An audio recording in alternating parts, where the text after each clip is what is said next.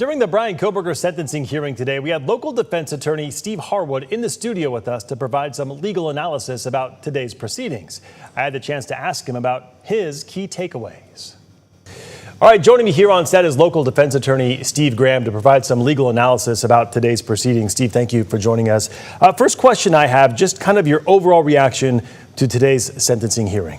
Well, it all went real quick, didn't it? I mean, compared to some of the cases we've seen here in town where they've been, 4 or 5 days sometimes of victim impact statements. But people came prepared. They had their notes out.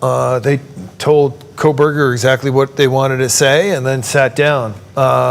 And so it was an efficient process, really gut-wrenching from the start to hear all the perspectives of what all was lost. Was just very emotional. We saw the prosecutor, resorting to tissues and the judge, their voice quavering. So it was rough on everybody, but they got it done. And, you heard the judge say he's off to prison.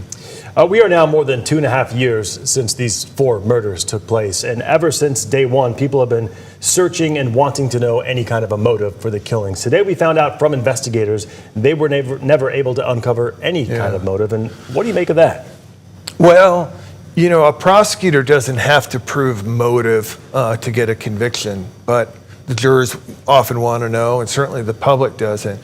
So that's a little bit, unsettling that there's so much we don't know. But I think that, I kind of take the prosecutor at his word when he said, well, we could have demanded as part of the settlement that Kohberger articulate, why he did what he did. But the prosecutor had the fear that it would all be untruthful anyway.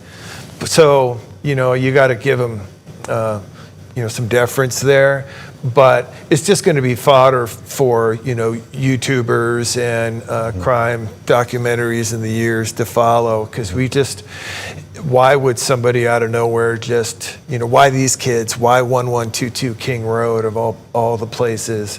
Yeah, it's going to fester, I think. And kind of on a similar note, investigators were asked about if they were able to, during their investigation, uncover any kind of, path leading up to the murders. They said no, they couldn't find any kind of criminal history that may have led up to this.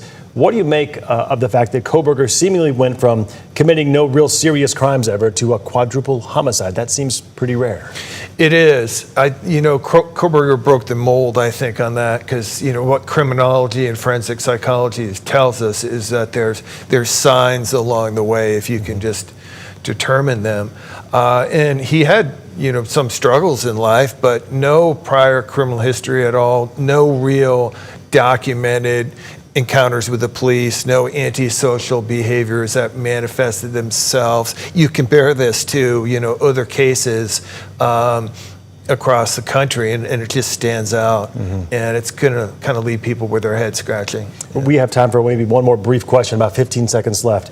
How important, in your perspective, was that piece of DNA evidence on the knife sheath at the scene to being able to wrap up this case? Yeah, it's hard to see the police really solving this without that.